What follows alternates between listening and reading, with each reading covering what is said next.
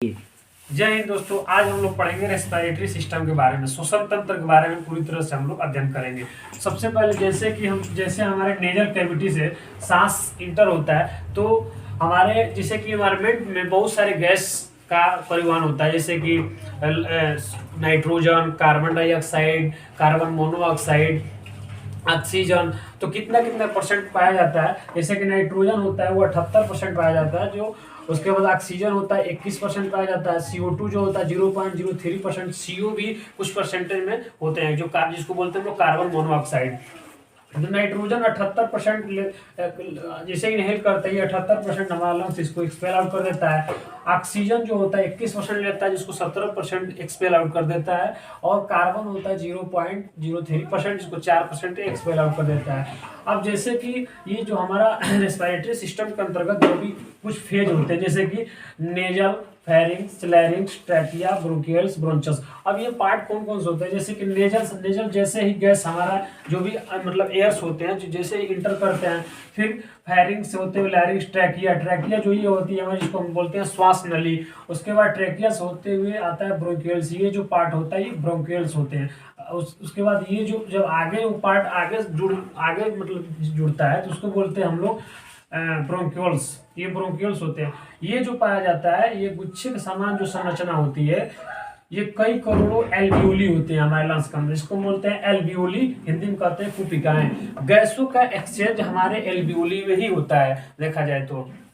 और मतलब जिसको हिंदी में बोलते हैं गैसीय विनिमय, या गैसों का विनिमय यही होता है। कोविड टाइम में क्या हुआ था, जब कोरोना बहुत तेजी से अटैक किया था, तो उस समय क्या हो रहा था कि जब जो कोरोना वायरस था वो इसी एल्वियोली में आके पस के रूप में इसमें एब्जॉर्ब हो जाता था, भर जाता था। अभी क्या होता है कि एल्वियोली एक गुब्बारा के समान संरचना होती है, जिसमें कॉन्ट्रैक्शन की क्रिया होती है, जिसको हिंदी में बोलते हैं संकुचन। जब कॉन्ट्रैक्शन होता है तो यही हमारा O2 इन होता है और CO2 आउट हो जाता है। और यहाँ पे ब्लड कैपिलरीज आई होती हैं, उसमें ब्लड जो RBC होते हैं, रेड ब्लड सेल, वो O2 को लेते हैं और पूरे कोशिकाओं और तक और आर्गन्स तक सप्लाई कर देते हैं। फिर वहां से CO2 को लेते हैं और लाके यहाँ एल्वियोली तक छोड़ते हैं। फिर हम लोग जब एक्सपेल आउट करते हैं तो CO2 कार्बन डाइऑक्साइड को हम लोग बाहर कर देते हैं।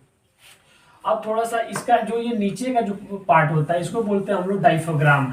डायफ्राम जो होता है, डायफ्राम मतलब सांस लेने और छोड़ने में हेल्प करता है। 75% सांस लेने और छोड़ने में मदद करता है। जो इसमें क्या होता है, इसमें कॉन्ट्रैक्शन की क्रिया होती है। जब हम सांस को इनहेल करते हैं तो ये नीचे की तरफ झुक जाता है, और फिर जब हम एक्सपेल आउट करते हैं तो अपने अस्थायी अवस्था में ये आ जाता है। कभी कभी आप लोग देखे होंगे कि जब किसी को अगर एक्सीडेंट हो जाए, तो चोट लगने पर हाथ पैर कुछ भी नहीं टूटता है और उसका आकस्मिक मृत्यु हो जाती है, क्योंकि यही एल्वियोली जो होते हैं मांसपेशियों के ही बने होते हैं। एल्वियोली जब नीचे जाकर जब जैसे चोट लगता है, अगर कुछ भयंकर एक्सीडेंट हो गया, तो ये ब्रेक डाउन हो जाते हैं। जब ये ब्रेक डाउन हो जाता है तो सांस का मतलब सांस निकलता ही नहीं आसानी से। जैसे सांस लिए उसी अवस्था में आप रुक जाते हैं। जब ऑक्सीजन ही नहीं मिलता है हमारे बॉडी को, तो पूरे सेल आर्गन जो भी होते हैं डैमेज होते हैं, और एक ऐसा समय आता है कि मृत्यु भी हो जाती है।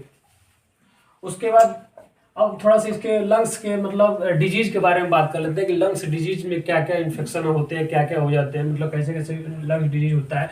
जैसे कि बात की जाए तो कुछ लोग जो स्मोकिंग करते हैं, तो स्मोकिंग जो करते हैं क्या होता है कि जब वो बार बार सिगरेट को लेते हैं, पीते हैं, तो ये जो धुएं जो निकलते हैं, वो सीधे आके जो ये एल्वियोली है, एल्वियोली में आके एब्जॉर्ब हो जाता है। अब हम जानते हैं कि एल्वियोली जो होता है, यहीं से हवाओं को एक्सचेंज हो रहा है, यहीं पे हमको O2 मिल रही है। अब जब इसमें आके पूरे धुएं जो होते हैं, जो पूरे तरह से उसमें एब्जॉर्ब हो जाते हैं, तो कॉन्ट्रैक्शन की क्रिया होती ही नहीं है, मतलब संकुचन जब नहीं होता है तो सांस लेने में दिक्कत होती है, जिसको हम लोग ब्रीथलेसनेस भी कहते हैं मेडिकल टर्म भाषा में।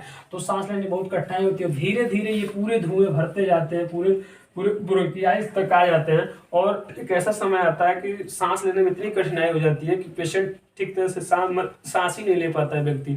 तो सांस लेने में अगर प्रॉब्लम ज़्यादा होती है तो फिर उसको भाई ट्रीटमेंट दिया जाता है। तो एक अवस्था ऐसी होती है कि अगर हॉस्पिटल में देखा जाए तो वेंटिलेटर की एक इसका ट्रीटमेंट होता है। अगर कोई पेशेंट है बहुत ही क्रिटिकल है, अगर वो ICU में मतलब इंटेंसिव केयर यूनिट में है, तो वो एक ऐसा प्लेस होता है कि बहुत ही जब पेशेंट क्रिटिकल है, मतलब सांस लेने में एकदम ही उसका मतलब लंग्स काम ही नहीं कर रहा है, तो उसको हम लोग ICU में रखते हैं।